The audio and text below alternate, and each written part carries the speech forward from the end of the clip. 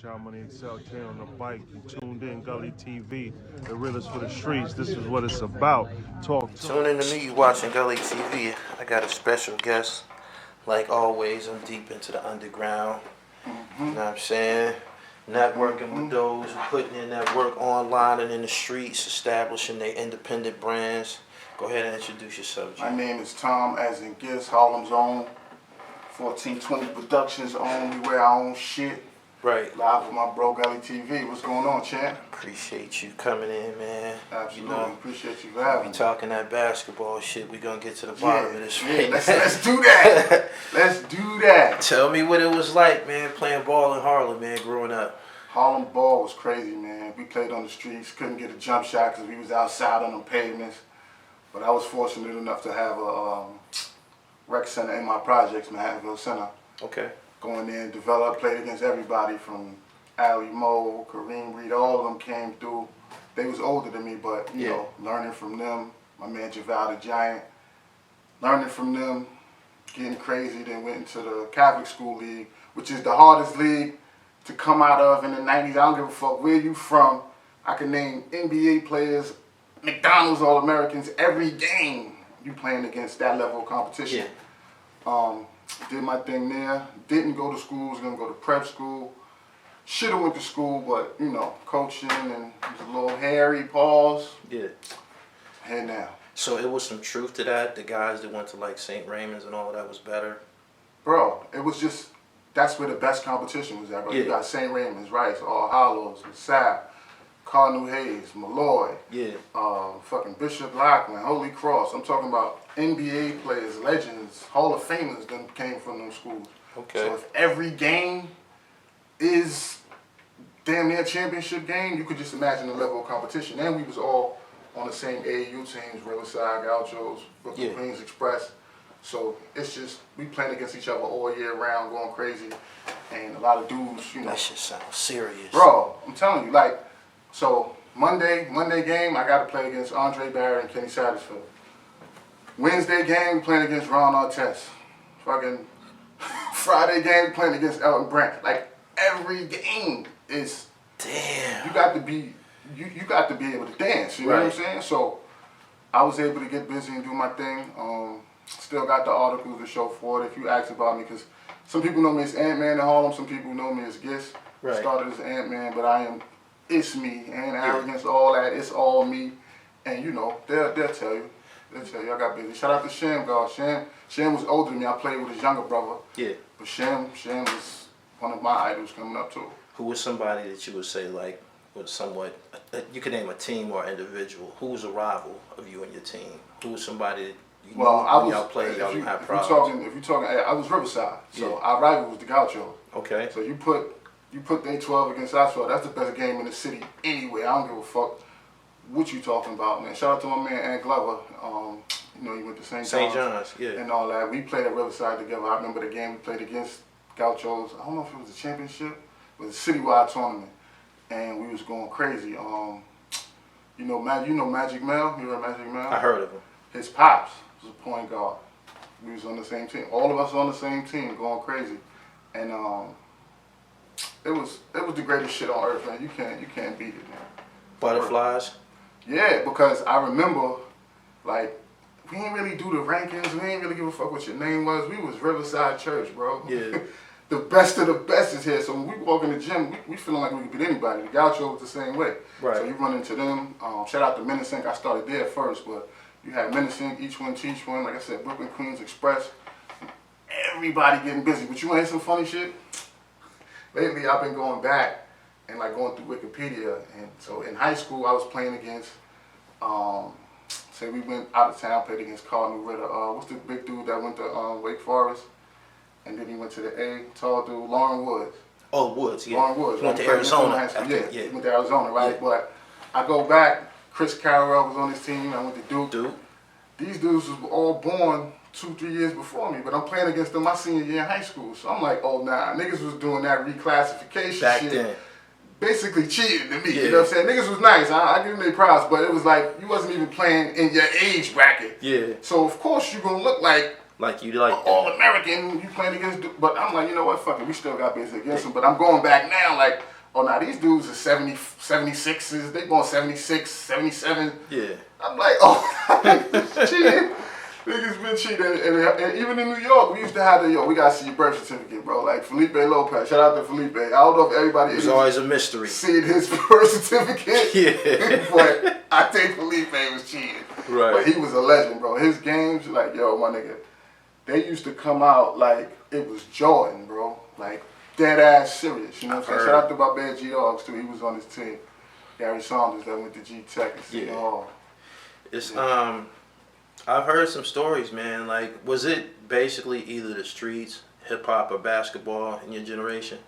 Basically, I mean, niggas wasn't, no jobs was available like that, man. We saw hustlers, man. We saw dudes get money, we wanted to get money. Yeah. Dudes would pay us to play ball. They'd bet on games and put 1,000 in your pocket. They didn't have no 1,000 before, you know what I'm saying? So it's like, nigga, I was an underpaid lookout for years. I didn't even know it. You know what I'm saying? Just being outside all day, making sure my people don't get locked up. Right. Got me a little job, you know what I'm saying? No doubt. But you know, in the 80s, 90s, Harlem it was a lot of money.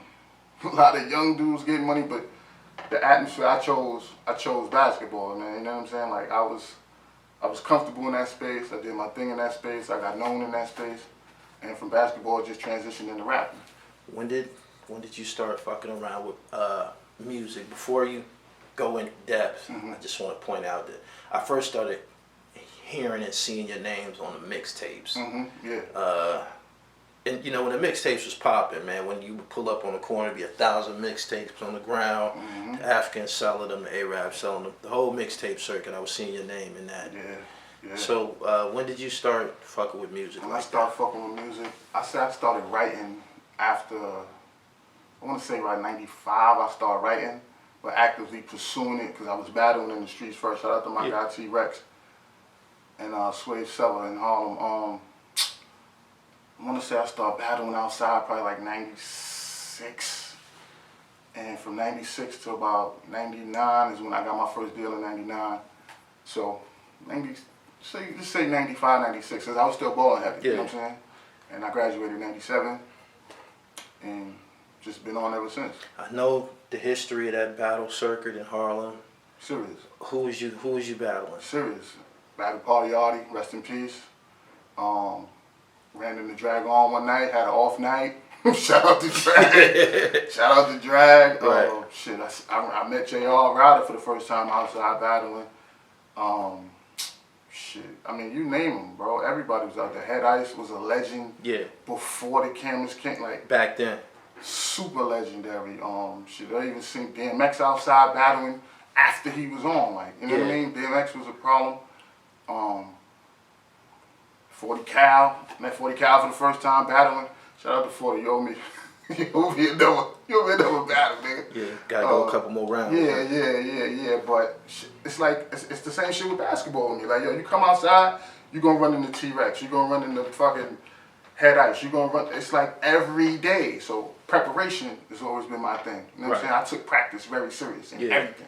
So when it was game time, I never froze. I can't think of one situation that I was in when the lights was on that I didn't show up. Right. And I try to carry that to this day. I really believe in the preparation. And when the cameras come on, I'm ready, man. You know, shit. So you basically, coming up, you at home writing bars because you know when you go outside, you might bump into somebody. I didn't go outside unless I had like 30 raps. And that was the thing. Like, you might win a round, but I'm going to win the war. Right. And I finished them 30 and then go back. Man, and it's crazy that everything that's going on with Mason Big L, when I battled Party Arty, it was because of Mason Big L. Huh. They must have got into it on some talking shit. Yo, I got some niggas that'll kill you. Yeah. So Mace called me to come battle on his side, and Big L called Party Arty. They was digging in the crates. It was a 2-on-2. So it was me and my man L-BIZ versus Party Arty and the kid Sun Kiss. Yeah, that was Punk Terror Squad. Yeah, exactly. So I think we had the first 2-on-2 probably recorded street battle in Harlem. And I'm talking 200-300 people in right in the park by the danger zone. Huh? Yeah. I think that was 39, 440, right on the side of the park. Everybody out there, Sham, my man Pop Lottie, everybody out there going crazy. It's on film too. I think they're trying to put it in a documentary, but I think they're having problems with clearances with the family and all that. But it's crazy that story is going on, and we battle because of them, man. Rest in peace to Big L. Shout out to Nate. Pillmatic was there. Is that the infamous Pillmatic? Yeah. That's my bro. Day one. You know what I'm saying? We grew up together. Word? Absolutely. So you seen him grow to be who he ended up being and shit? Absolutely. You know what I'm saying? He used to play ball and shit. He used to talk bad shit. I used to bust his ass. Yeah. His brothers, we all day one grew up together. You know what I'm saying? So I know the story. I know him personally. You know what I'm saying? And you know what went on to happen was unfortunate, but he wasn't outside playing with nobody. Right. Wasn't outside playing with nobody. And when you really, I don't know the exacts of the story, but it's like for all the people that died and that whole chain of events, it really wasn't worth it, bro. Damn. Wasn't worth it. You know what I'm saying? When I meant like a lot of people got killed in that shit. I heard. 6 to 8 people or some shit. Like it was a chain. Good dudes, man. Good dudes. Was that a summer? It was like it felt like it was like the summer into the winter. Into the fall. You know what I'm saying? And like I said, I didn't know all the parties involved, but I knew him. I'm talking about we grew up here. Right. Together, playing ball, talking shit, snapping. He was a funny nigga, good nigga, bro. Word. Damn. Yeah. When okay, so when I started to understand your affiliations, I also seen you started to like kind of appear loosely, or it could have been a little bit more serious, but it seemed like you was like a Dipset affiliate. Absolutely. Yeah. How did that come to be? That came to be through my man Tobe Cobain. Shout out to my man Tobe Cobain. He's the same person that actually took Jewels to Cam. Okay. I put out one of my mixtapes. He took the mixtape to Cam. Cam heard it, liked it, and called me. Yeah. But what people don't know is I've probably been an affiliate before. I'm pretty sure before everybody. When Cam was on Entertainment, Freaky Zeke took me to meet Un. You know what I'm saying? Like I go back that far with them. Me, Zeke, and Jim. I knew them since they was in high school. Right. So those were like brothers to me. They took me up there. It didn't work out, but they always, show love. But when Cam heard that mixtape that I did, he fell in love with a few joints. He actually jumped on some songs. I started appearing on mixtapes. Shout out to Duke the God. He made sure I was on Everything Moving. Yeah. I was actually on Diplomatic Immunity 2, but they wanted like $60,000 to clear a sample for the beat, and they were like, we ain't paying that shit. So I missed that album, but I made other albums. But that affiliation took a nigga from here to that diplomat recognition. Yeah. That's I'm known, but there's somebody on every continent on the planet that knows my name through that affiliation alone. Right. And I was doing my thing before that, but when you get that bird stamped on you and the moving they had. Yeah, that shit was serious. Shit took it to the next level. Bigger than life. Yeah. And we was in good negotiations to do. I was gonna do the deal with Cam, so I was gonna be like probably one of the first, if not the first artist on the UN. Right. But we never did the deal. Shit fell through. I was gonna ask you about the UN. It seemed like whenever the Diplomats started to go through their little, turmoil internally, and he stepped off and reintroduced himself as the UN. I think it's kind of like the World Star era. Were you a part of that? Yeah, I was supposed to be. You know what I'm saying? I was supposed to be a part of that, but when the shit happened with his moms and the fallouts and all that, he fell all the way back. Yeah. I'm a keep working type of dude. Yeah. So it didn't work out, but it wasn't no love loss. He came back and actually on the Public Enemy mixtape. Yeah. Like, he apologized to me and my partner Robert Earl.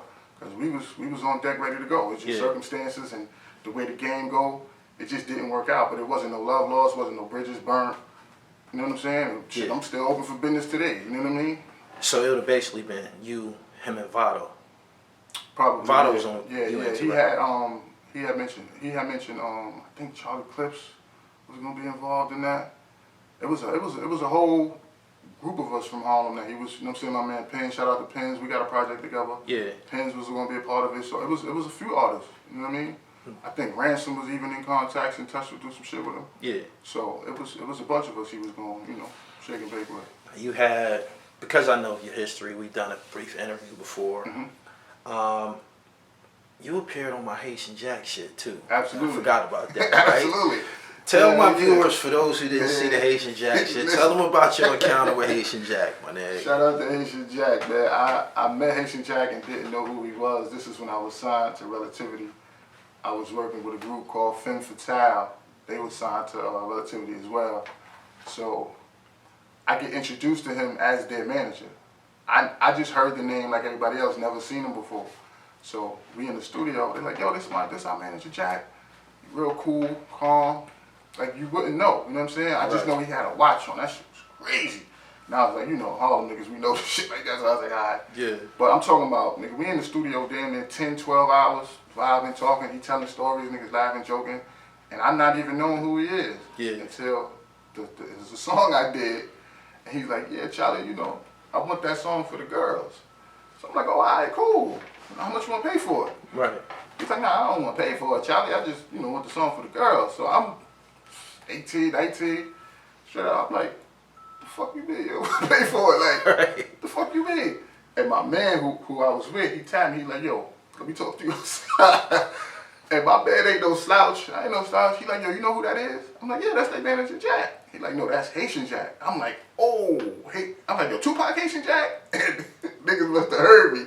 Everybody start laughing. So I'm like, oh, this nigga's Kaiser so safe for real. Right. We go back in. My man like, yeah, you got a song, Jack, don't sweat it. And my nigga, that like, I would keep it 100. I'm a real nigga, B. That's the first time I ever got robbed. With no gun. The nigga robbed me with his reputation, but it was smooth. It wasn't aggressive. It wasn't, and you know, I was gonna be compensated, you know, on the writing in and all that. But that was some gangster shit. You know what I'm saying? And that's when I realized there's levels to gangster. When a nigga name precedes itself, a nigga name can just get shit done. Nigga ain't got to pull no gun. Nigga ain't got to tell you how tough he is. I'm like, that's some gangster. He actually did a lot of, I guess, what we would call robberies without a gun. Just with, similar to that, with reputation and, you know, the possibility of what could happen. And I could tell by my man reaction, this is somebody you want on your team. Right. You don't want, so I'm like, okay, I understand. And that's what I'm saying. I'm 19. An incentive. Yeah. And I'm like, yo, you know what? I learned that day the difference in gangsters and just regular motherfuckers. You know what I'm saying? And that was some smooth shit. But again, he showed love. That was my first and last time seeing him. He might not even remember that story. Right. But it's some shit I never forgot. Ever. No doubt. Yeah. Resume. Out of all the music you did, I'm familiar with you being on mixtapes, and then you was on that Upstage project. Absolutely. How did they approach you to be on that Upstage project, being as though the Upstage project came with a temperature and maybe like an underlying reputation or motive or something like that. Let's say that, right? Yeah. How did they present that to you, knowing that you didn't really have no disconnect with Cam? It was a phone call. Yeah. JR called, yo, I'm putting the project together. Didn't have a name for it. We getting together. And we actually went to the studio all together. Yeah. So to me, when you listen to the project, because we could sing verses and sing songs all day, but when you together, that type of camaraderie, it just comes out. Right. And I'm telling you, we was in the studio, we had about, we went to like 2 or 3 sessions. Not once did we talk about dissing nobody, dissing them. We all knew our affiliations. Everybody got their own story to tell. Everybody had a reason why they wasn't, you know, connected at the time. Right. But we never said, yo, I didn't even know the name of the album damn near until, 2 or 3 days before the shit came out. So when they said didn't have a name of it. When they said the name, did it click with you? Like, I was like, oh, okay. Oh, I get what this is now. But being around Cam, that's some shit Cam would have done. Yeah. And JR being under Cam, that's some shit Cam would have did. It was genius marketing. I wouldn't even thought to do that, to drop it on the, because dropped on the same day. But our shit was done months beforehand. Like that shit came out in November. That album might have been done by February. Right. But he held it. You know what I'm saying? He held it. Got a good little deal for it, and you know, it did what it was supposed to do. That shit had the streets on fire. It did. That shit had the streets on fire. What type of response did y'all get from that joint? I got nothing but love. You know what I'm saying? I didn't get no hate. I didn't get no calls, no emails, or what the fuck are you doing? Right. It was like, yo, that shit is just artists that want to work, man. Like I'm affiliated with that shit whether I want to be or not. So being that, you know, you can't really shake it once you're involved. You just want to work. You just want to work and get compensated for what they do. So that, to me, that's what the album was to me. Right. And it was, Bezzy was supposed to be on it, SAS was supposed to be, like it was other artists, I think I'm supposed to be on it. He was. But, you know, they wasn't on it for whatever reasons, but it was like, yo, it was just showing that we still here, we still working, we still nice, we still get busy. And the project, you know, spoke for itself. Absolutely. Out of all of your offerings, what would you say is your signature joint? My signature joint right now, it'll be between my EP Better Days and my last EP that I put out, Richie Cousin. Better Days because that shit just showed the growth of me as a man from, you know, growing up getting married to making that shit cool. And you hear the growth and progression on that Better Days project. And then Richie Cousin, just because it's my last joint, and I always feel like the last shit that I put out is fire. Yeah. But that Better Days sparked a whole different movement for me as far as getting into movies and film. Writing my own book, starting my own production company. It was just a spark, man. Shout out to my bro Vertical Jones. He produced the whole shit, so we did like a, you know what I'm saying, me and him primo type shit, and that project really got me going, you know what I'm saying? Got me going crazy. I took note of you, your thespian shit. You know, you going through, you doing characters, you doing your own films and shit. Yeah.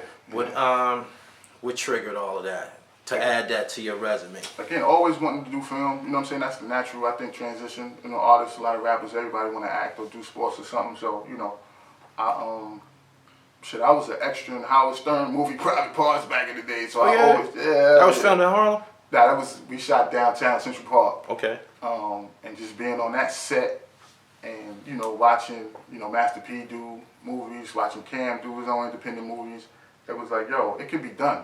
It's gonna cost some bread if you want some quality, but it could be done. Bought the camera, shot the shit, did it, and the film did amazing. It's on Amazon Prime right now. It's called Better Days, the movie, and it's on YouTube. Cracked $100 grand on YouTube after having Amazon Prime rocking. Shit won 9 different film festival awards in 6 different countries. Our first shout out. Yeah. We did numbers on that shit, but the payout is a little nasty. Shout out to Amazon, to Jeff Bezos. They got way more money they could pay you, but to be on the platform and the look of it, amazing. Yeah, a lot of people. It's accessible to a lot of people. Being on Amazon. If you do a little bit of reading, apply yourself, you can be there too. But like I said, that shit, and we dropped during the pandemic, so I missed out on being able to do the big premiere and all that. But the second one, which is like 60% done, hopefully I could talk to Gully Lawyer, get him in the joint. No doubt. We dropping probably close to the end of the year, top of the new year. We'll be able to do it full-fledged. I'm gonna rent the theater out, do the big premiere and all that, and you know, make it right. What type of red tape did you have to go through for distribution to get it on Prime? I didn't go through nothing. I applied myself, got the deal, and I'm able to put out whatever I want. So I got a documentary that we did. Shout out to my bro, my partner, my brother, Mr. Meredith. My bro A. Clay, Saintville, all day. We literally put the shit together. I searched around, looked for distribution, had some offers from some companies, but it didn't make sense to me. Like I said, I did everything, literally. Bought the cameras, wrote the shit, filmed it, edited, co-directed. My bro, like, me and him, hours and hours and hours, and Amazon just made the most sense. And the look of it was dope, still dope to this day. Like I said, it's on Amazon Prime right now. Better Days, the movie. It's the best L I ever took on my journey in this entertainment shit, bro. You know what I'm saying? When you say L, you feel that you wasn't compensated for everything that you put into it? You know, it's just like putting out your first album independently. You think you're gonna make 10 million. You're probably not if you don't have enough marketing and promotion behind it. You know what I'm saying? It's extremely hard to compete with Hollywood budgets, with niggas who got fucking actual deals like say Drake on Apple. Drake has a deal with Apple. So if I drop the same day Drake drops, who you think get more promotion? Drake. You know what I'm saying? So being in the game long enough and understanding marketing and promotion, it's hard to, you know, market and promote a movie on the same scale as say a Bad Boys 2. But if you got the grind in you, you can push through it and you know, open some doors. So spent a couple of hours on it, didn't make the return on it, but when I tell you the enjoyment, the love, the fun that we had on set, having the freedom and controlling literally everything, it was the best shit. It was the best shit ever. Tell me how you felt once it was complete, once it came out of editing and you could sit down with your family. Let me tell you something. When we finished it with the editing, right, I looked at the shit and I was telling everybody, I said, yo, we gotta rock it. This shit is funny, this shit is real, it's relatable. It's more of a serious comedy than some silly shit. But, you know, I play a character in there and that shit took its own, a life of its own, but that shit feels amazing, man. And I was able to incorporate and add my family into literally my family, my son, my daughter, my wife, my aunt, day ones, like everybody's incorporated, so it's like a damn near family project. And I still just go back and watch the outtakes of this shit, because we put the outtakes at the end. The shit has you rolling, man. If you need a good laugh, Better Days, the movie, on Amazon Prime, and it's on YouTube. I gave it to him free. I had it on Amazon, but we gave it to him free. This next one, y'all gonna have to pay for, but greatest shit on earth, man. You done a movie, you know the feeling. Yeah, I'm glad you said the feeling, right? Yeah. Is it a different type of celebrity from being on music and shit like that to somebody seeing you on television? Absolutely, and we did that. I put the billboard in Times Square for the shit. Yeah. Next day, that shit went through the roof on Amazon. I'm like, oh, nah, we qualify, because you got to hit certain markers to get more distribution. Yeah. So from putting that shit out and then sitting and then hitting the markers and then getting, I'm in China, we in Germany, it's amazing, bro. That shit is dope. So again, we about 60% through the second one. Every scene is fire. We just gonna do it again, and hopefully this one will pick up some more traction, and we could get, you know, one of them big $1 million checks. But if not, we just gonna keep fucking throwing this shit up against the wall till it sticks. Till it sticks. You know what I'm saying? Yeah. Right. Tell me about the book, man. The book, man, Gun Ho. Which I enjoyed it myself. I appreciate that, man. Gun Ho, Greatest You Never Heard Of. It's a memoir about my life, based on the shit I've been through. Inspired by you.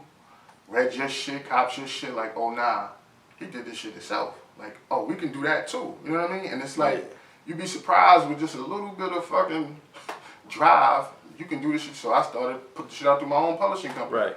Hollered at Amazon, they got my shit right on there. I made more bread selling 20 books than getting 100,000 streams on fucking DistroKid. Talk heavy. Literally, like, I did these covers, and then Amazon got a cover. I'm from Harlem. It's just some just stunting on you and shit. But I pumping them out 100 by 100, my own, and then on Amazon rocking them. It was like, yo, hold on, I'm gonna fuck with this book, cause this way the bread is at. I'm making way more chicken. But you know, being able to have something physical and hold, and then read it, and then, you know, having family read it, and, you know, shout out to my pops, the good deacon. He read this shit like, yo, it's 95% of this shit in here I ain't even know. Right. And he been with me my whole life. Right. You know what I'm saying? And this is a whole other book that I didn't write. You know what I'm saying? You know, some shit you can't tell. But this shit is it's again, it went from the movie to going to this. It's two of my greatest accomplishments, man. All my albums and mixtapes mean a lot to me. But this shit and that movie, man, it just took me to another level. And this is totally know what you mean. This is without any backing. Yeah. Like, this is all our own chicken, my own bread. Shout out to my partner, my brother Robert Earl. We've been at this shit for years and years, and, you know, I heard you say, like, yo, you can't just, you know, pop in and think you gonna, you know, take it to the next level. You gotta put in some work. So we decades in. I got 2 more books that I'm writing. I got 3 more films that I'm doing. I got 5 EPs lined up, mixed it. I'm just not gonna stop until I feel like it. Was it easy to share the basketball portion of your story? Yeah. It was came out fluid. Yeah, it was super, because it was a big part of my life, bro. Like, it was my hoop dream was serious, and it was like, yo, I just wanted to go to college for free. I knew that, you know, fun, money-wise, I probably wouldn't be able to pay for that shit. So I was just like, yo, a coach at Riverside was like, yo, let basketball pay for your education. I never heard those words like that, and I was like, yo, that's all I want to do. And there's nobody on this planet that saw me play that's telling me that I couldn't compete with the same dudes that I'm playing with every day. They just got opportunity to go play, you know. They just continued. Yeah, at other schools, and I should have probably went to prep school or went to JUCO, but I didn't. And between graduating and say a year, we was pregnant with my first child, and I had to take I took the responsibility route. I could have said fuck it and chased the dream, but fatherhood was important to me, so I stayed and did that. And by the time I was 22, I had my second, and we just been rocking and rolling ever since. Still pursuing the dream, but, you know, when you got the responsibilities, kids can't eat potential, baby. No doubt. You know what I mean? No doubt. So just been grinding and working ever since, B. Was rap fame and basketball fame, was it similar? Did you get a similar? I got more fame through rap than basketball. Yeah. But it's like the players know. the coaches knew. And it's like, yo, I mean everything. And I had players on my team, like my man Reese Gibson, he went to Georgetown. My man Kenny Hawley, he went to Boston College. I'm shaking and baking, and some games, you check the stats, I'm leading and scoring. Like, it's no reason, you know what I'm saying? But I played for a coach that wasn't point guard friendly at all. Like, at all. It was always, give it to the big man, give it to the big man. So I got nice on defense because the only way I could score was through steals. Got to get that right. Yeah, so it was like, it just made my defense better, which actually helped me. But, you know, when you damn near fucking fighting with the coach, and then you got fucking All-Americans, these niggas just coming at me going crazy, you know what I'm saying? Andre Barrett and Kenny Safford, they was younger than me, but they was a freshman and a sophomore when I was a senior. And then there was problems then. Yeah. So it's like, listen, I'm trying to guard these fast niggas. I don't need to be arguing with you. I have to focus on these niggas. You know what I'm saying? And, you know, we clashed, but again, I still graduated. Student Athlete of the Year, one of the top 50 high schools in the country. Had the SAT scores, first team all conference. Highly decorated. It's no reason, but you know, things happen for a reason. So, you know, I'm here, and if I went to college, I might have been a problem on campus. You know what I'm saying? I ain't never had a problem getting girls. No doubt. You know what I mean? I had a ball in college. Yeah. Wonderful experience. I seen a couple of comments and people saw you play, said you was dunking on niggas and all that. I was like, oh, all right, I might have to fucking bust. I was a Baron Davis type guard, man. And that's the, you know, punching on niggas. You know what's funny you say that name? Baron Davis, right? Because our senior years was the same ones. He was the #1 point guard in the country. Yeah. So I didn't really get into rankings and all. I didn't give a fuck who you was, but I heard the name Baron Davis, so I'm like, I gotta see this nigga play. So I'm playing, I was like, yep, he's pretty much, yep, you're right. He is #1. Because he was, before the knee injuries, bro, unstoppable. Power point guard. Period. And imagine that frame in high school. Yeah. You just gotta hope he off. You ain't stopping that. Right. Shout out to Baron Davis, man. Let's talk about this Pillmatic project, man. Oh, man, listen. First of all, let me apologize for missing Pillmatic 1. Shout out to P.A. Dre. He definitely sent me joints, but he wasn't clear. Like, yo, this is for Gully, we doing a project, because I would have been right on it. Right. So I'll say, yo, I don't give a fuck. When Pillmatic 2 come around, as soon as y'all send me that shit, I think I sent my song back. Yeah, you got with us right with us. I'm right on it. And I fuck with your idea for the group marketing. Yeah. So, and I'm going to say it again. If you're on the album, you should be posting that shit every day. In your stories, it's free. Just post the shit every day. And, you know, I listen to it again. It's artists that I never heard of. But I get the big picture. I see what you're doing. I see what it can become. Yeah. And I want to be a part of that shit. I'm supporting. Whether I'm on it or not, I'm supporting. But I salute it. I love it. Y'all actually did fucking splits where y'all letting the artists eat off the shit. It's the proper way to do it. And it's no excuse to not do it that way because the system is set up now where everybody can get their percentage. Whether it's 10, 15, 20, whatever your contribution, you're literally getting paid for your work. And as an artist, it's no better feeling than getting paid to do your work. You know what I mean? Because, you know, it's a lot of times people want shit done free. And I had to start charging for features and shit like that because it was getting a little crazy. But, you know, to see what y'all doing and see your platform and see what you've took it, because I've been following you for years. Nigga, I still got a Gully TV shirt that I bought years back. You know what I'm saying? And watching your progression, watching you grow, and the love that you show to people. Like, I've heard artists for the first time because of you. You know what I'm saying? And that should be saluted. So if Gully reach out fucking with you, send the fucking song back. It's gonna help you. Did you like the finished product when you heard your song? Because when I saw the cover, I was open. I didn't even fuck. I was like, oh nah. Yeah. So I was like, yo, and the funny shit is, what I sent y'all and what y'all sent back, it wasn't that. Yeah. I heard and I'm like, oh nah, they took it to the next level. They got my bro on just nothing. And on my last project, I'm on his last project. Yeah. Salute bro. Was one of the first ones to really show me love when he didn't have to. I didn't grow up with you know what I'm saying? Pulled up to my first video shoot when he was you know what I'm saying? Yeah. He didn't have to. He was bigger than life at the time.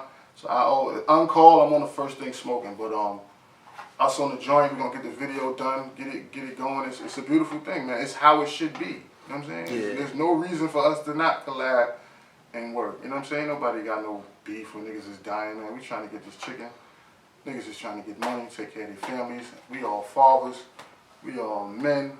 Let's work, man. I noticed that the easiest way to, I don't know, execute was to just work with your alliances, the guys that already fuck with you and shit like that. And that's basically what I did. You know how in this music business, niggas get to a certain level and now you can't get in touch with them no more. At all. They're not returning emails. They act like you're not in their comments. You know how all of that shit goes. Bro, and that's why I try to respond to as many people as I can. I try to show the love that I wish was showed to me. You know what I'm saying? Like I said, when people ask me about Cam, he showed me more love and he didn't have to. And when somebody is showing you love when they don't have to and you don't appreciate that, to me, you're a sucker. So I will always be grateful. I would never diss. If he called right now, I'm on the first thing spoken. That's just how I give it up. But it's like, I know exactly what you're talking about. You would hope that your favorite artist will respond to you or you could reach out to him, even if it's at a price. And I tell people now, yo, you kind of got to lead with a little bit of chicken. Ain't nothing free.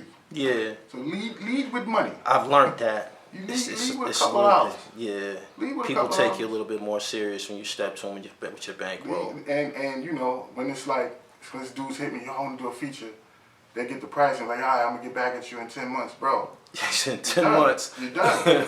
Don't even reach out until you got some chicken lined up and you can make an offer. Then we can negotiate. Because I show love all the time. You know what I'm saying? I show love all the time on the price. I got people reaching out wanting to be on the soundtrack to the movie. It's love, but if you lead that way, you're gonna get some results. And if you not on Pillmatic 3, it's gonna be your fault. Even if you gotta pay to get on it, it's gonna be worth it. You know I warned them. I see where you're going. You could deadass be the next big label, bro. I see the potential of it. I've been hearing that lately. My nigga, because they're gonna come to you because you got the connection, you got the artist, you put out dope shit. Shit sound good. What you going? Why wouldn't you? You know what I'm saying? But again, it's that unity. It's together. Yeah. You can't beat it. We continue to work with the Roscoe P. Code Chain. He called it the system. He said, man, since I came home, I've been working within your system. I said, what you mean? He said, you introduced me to P.A. Dre. I did a record with you. He said, I did this Pillmatic shit. From this Pillmatic shit, I done met 4 or 5 different MCs that I like. I'm working with them now. I met Hush Kingpin, I'm working with him. I met him through the Pillmatic shit. Like, see what I'm saying? Work the system and shit. Shout out to my guy Big Ooh. We got some shit we about to cook up too, you know what I'm saying? It's how it should be, man. So get in tune, go get that Pillmatic too. It's on every streaming platform. It's fire. It's some shit you could put on and ride to, work out to, punch somebody in the face to. Believe that. Everything is on there. Everything is on there. What can we expect from you musically, man? 2024. Man, we still got the rest of the summer. Still early in the summer. It's July 1st today. Bro, I got 2 or 3 mixtapes that I could drop at any moment with my bro A-Clan, Mr. Meredith. I got my own personal EP I'm working on. I got like 3 or 4 other EPs I'm working on. I'm dropping freestyles. You're just not gonna say that I'm not working. You know what I'm saying? And I'm gonna continue to work. I'm gonna continue to push it out. I'm trying to finish up this movie, so I'm in that mode. But if you need a feature, get at me. I'll knock it out. Just more music, more books, more films. Yeah. Until they fucking hear us, man. Shout out to my bro Through the Ray. Until they hear us, we gonna be working, man. I'm into a lot of shit, man. Shout out to my bro Grafton Street Jewels. Got the Eyes on God clothing. He's sponsoring the movie. We got Linda's barbecue sauce. I'm in the barbecue sauce. I'm into everything. Yeah, we sell everything. Man. And I fuck with you, bro, because you always got some shit for sale. Yeah. And it's like either you buying or you selling. You got to have, like, what are you doing out here? I always had a hustler's pedigree. You're a hustling motherfucker. When I seen the things that I seen Westside Gun do in merchandising, that shit just blew my mind. It was kind of like the volume that he was moving. Okay. I was noticing like he was dropping like hoodies and shit like that, and he would post on his Instagram, I got a new drop today, hoodie. Them shits was out the door. Boom. From that, next thing you know, he had the Buffalo Kids clothing store in the Galleria Mall in Buffalo. I went to the grand opening of that joint. Right. It was people who slept outside. crazy. You know what I'm saying? Slept outside the mall the night before so they can get there early and get in line and get these hoodies and shit like that. Once I seen that, I'm like, man, I gotta get my whole catalog together. Yeah, listen, I respect it and I salute it and I support it. I spend money with you, even if I probably don't have to, but I want to. You see what I'm saying? Because I want my bro to keep working. So the money just circulates amongst us. You know what I'm saying? We spending money with each other. We have to promote each other. Business. Like, it's how it should be, man. What Gandhi said, be the change that you want to see. Absolutely. So that's all I'm trying to do, is just literally be an example of the love that I want shown. You show it, comes back around, and we all eat, man. There's enough money for everybody to keep printing, bro. No doubt. Word. Producers, this is one of the last questions I wanted to ask you. How do you go about beat selection and soliciting? I'm a funny guy when it comes to picking beats, so they email them, and I pick and choose. The soulful shit's mostly always grab me. Anything soulful is gonna grab me. I get 50 to 100 beats a week, damn near, sent to me through my emails, and I'm ciphering through them. I'm working on a project with P.A. Dre. Got joints I gotta sit through now and go through. So it's like, you know, Vertical Jones in-house, A. Clay in-house. My guy Straight Bangers is all in-house. So I got a whole team. My bro Trash Messiah, I got a whole team of dudes that make shit, that been producing my joints for years. Yeah. And I'm always open to work with I've paid for beats, I've paid for singers. Like, I don't hesitate to spend, you know what I'm saying? Yeah. Shout out to So Special Beats too. I bought beats from them. You got to spend a little bit. You got to invest in yourself, man, and I believe that it's gonna pay off. But you want to send me some shit, just hit me, man. @ Tom Gist on IG, @ Tom Gist on Facebook and Twitter. Gun Ho, the book, greatest you never heard of, out right now. Better Days, the movie, out right now. Richie Cousin, out right now. Pillmatic 2, out right now. I could just keep fucking going. Right. Because I'm going to keep working. Sell it to him. Until you fucking hear me. You know what I'm saying? So, whatever you into, nigga, we got it. No doubt. We got it for sale, man. Salute Gully TV. Yes, greatest show on earth, nigga. You've been wonderful, man. I appreciate you. I love appreciate your energy. Go ahead and give me a drop, man, so we get up out here again. I appreciate Tom Gist coming to you live from Harlem. Shout out to Jersey. I'm live with Gully TV. It's the greatest show on earth because I said so, man. You might want to get in tune with your guy. Yo, what up, man? Yo, what up? It's Killer Priest, man. Almighty Wu-Tang, right? Gully TV, what's good? Yo, this week's The Lost Cause, live and direct from LA, out on the west side. Shout out to Gully TV, man. Project Blue, the whole crew, man. Love, yo. For all your advertising, networking, and promo, make sure you reach out. GullyTVBoss@gmail.com. GullyTVBoss@gmail.com for all your marketing and promo. Peace.